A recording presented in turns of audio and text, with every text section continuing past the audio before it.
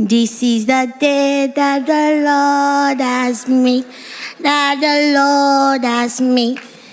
I will rejoice, I will rejoice and be glad in it, and be glad in. Whoa, whoa, whoa, whoa, whoa. This is the day that the Lord has made. I will rejoice. Hey, more in London. This is.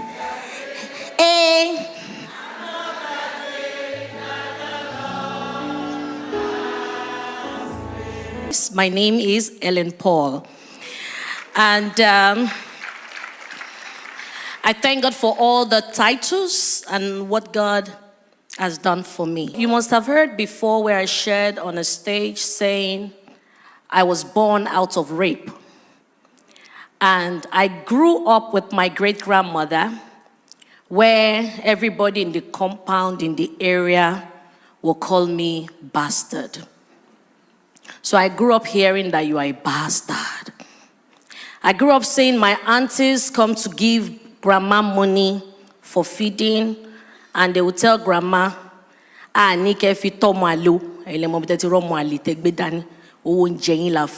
not saying you should use this money to take care of one bastard child.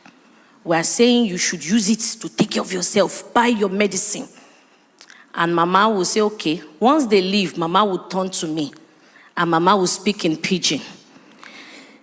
You don't hear waiting your auntie them they talk. Now like so this word be oh. Now people were supposed to be your mama blood be that oh. But they don't tell you who you be. If you like, grow up, forget yourself. Say person will not do well, nobody will celebrate them. Helen Paul, or let's say Dr. Helen Paul, or even Professor Helen Paul. We find the story trendy and very inspiring at the same time. First of all, Daystar has been a remarkable church from onset. Reverend Sam has been one of the pastors I personally admire, and Excellence in Leadership Conference has been one of the conferences I've never attended in person, but we are the online audience. Pastor Sam, if you are watching this, we are the online audience, always watching. Dr. Paul, as she wants to be called after the conference, was talking some really touching thing, and I felt a lot of people caught the fire online. Personally, it's motivating. Well, she had, I think she mentioned 20 degrees that she had been able to acquire, both the first degree, master's, PhD, and the likes. 20 degrees, a woman like you. So my name is Helen Paul, finished from the University of Lagos, first degree, and I studied basic presentation, FRCN, executive masters in media and communication, Lagos Business School, University of Lagos masters as my second masters, LAUTECH MBA third masters, LAUTECH MPA fourth masters, and now PhD University of Lagos. Then when I got to the United States, what took me abroad was the PhD from the University of Lagos.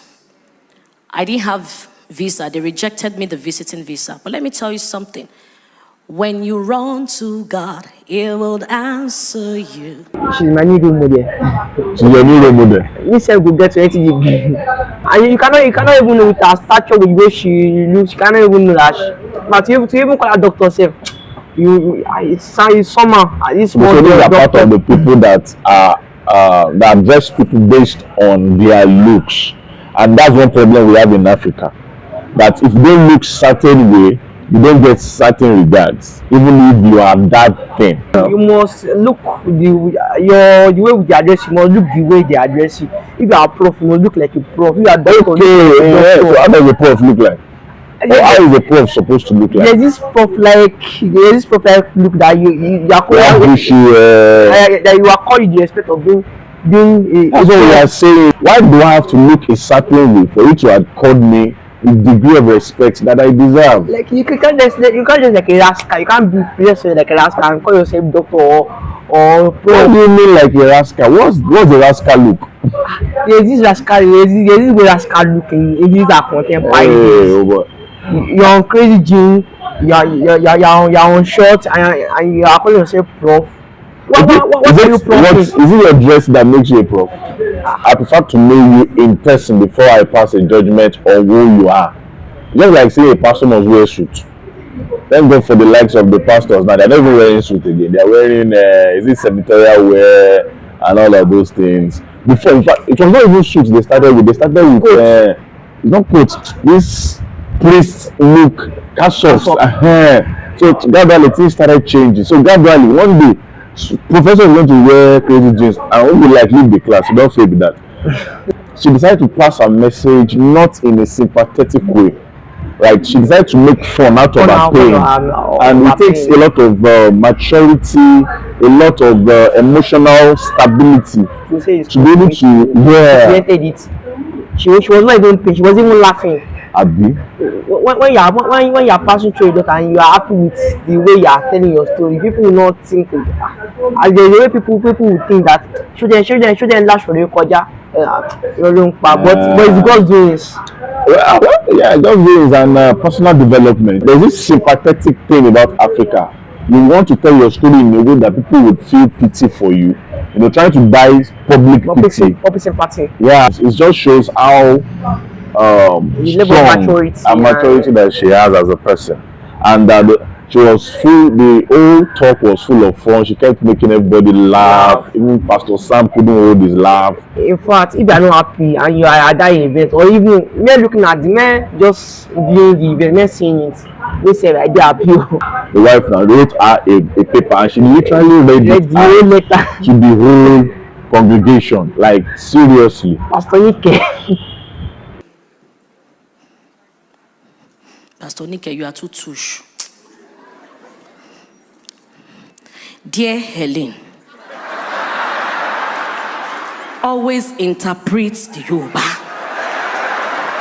because of various tribes here. Love you always, Mama Pastor Nike.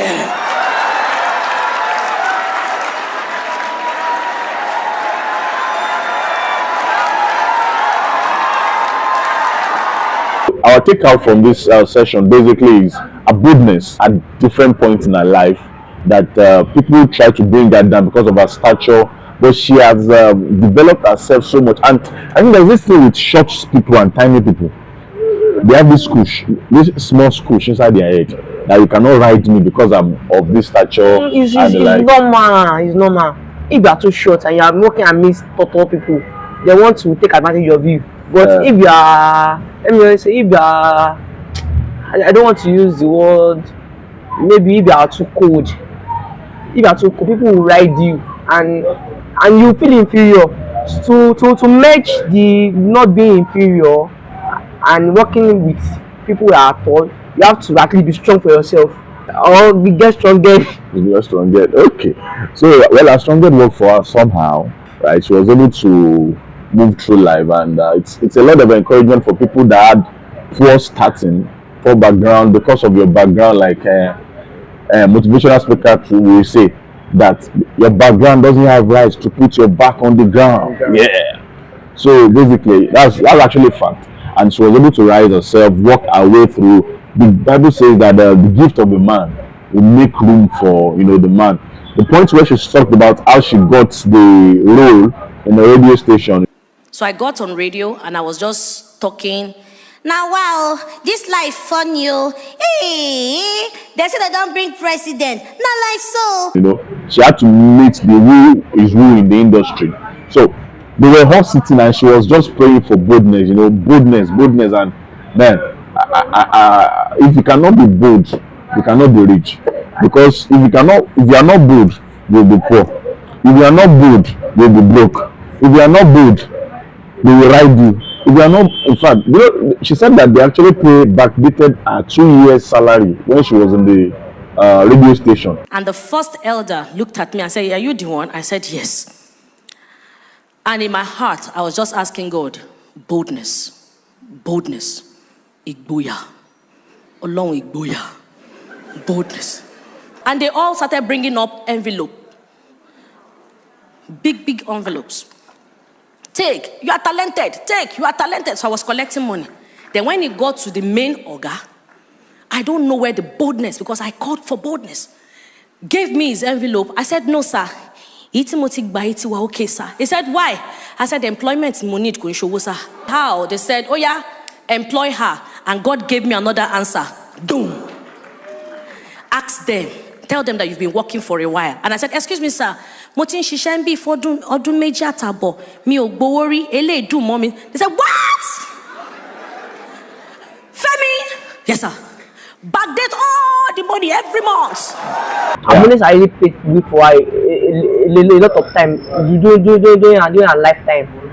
Our business is top notch to me, and I hope people can also learn from it. And secondly, a prayer life. And the way she prays from time to time when she's passing through situations. At first, she said when she couldn't get a job, when she got her doctorate degree, people stopped calling her because status has changed.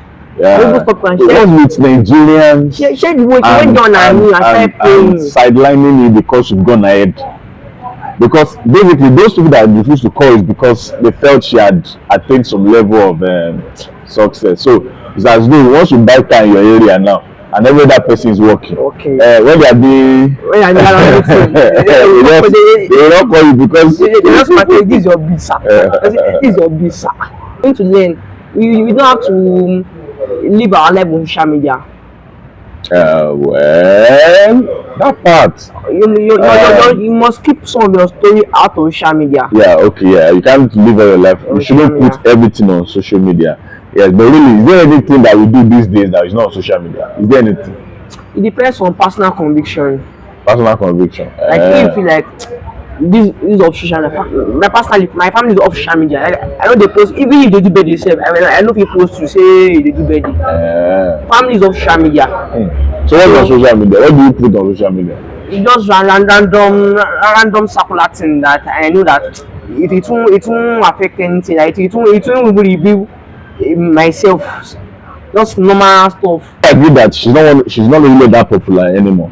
Yes. She's rich, she's a woman of substance, she has some, but she's not as popular as those guys that put themselves online. On social media. So basically, what are you looking for? Fame or is it substance now? What you're looking for will determine how you present yourself to the world.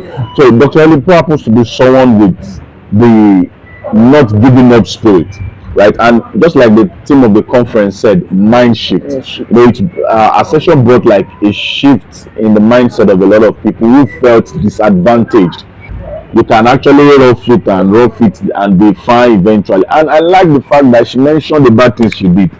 But all these successful people, when they are talking about what they did, they will not tell you the bad things they've done in the past. Everything is as though they are saying they are clean. They are clean, and it's not so, right? So she was all out there encouraging us with our testimony, and we just want to appreciate Dr. Sam for bringing her this year, and appreciate Dr. Helen Paul, special name, for being real throughout the conference and causing us to have a mind shift. So the big lessons from this from our session was the flare up. She talked about forgiveness, love, accountability, respect, and excellence. And we wish to uplift that in our success story. Yeah, you can see this in all our success story, and we believe that you too should. We advise you just watch the whole section just to have a full glimpse of what she said, and I believe you will have a total mind shift. And applying flare up to everything we do.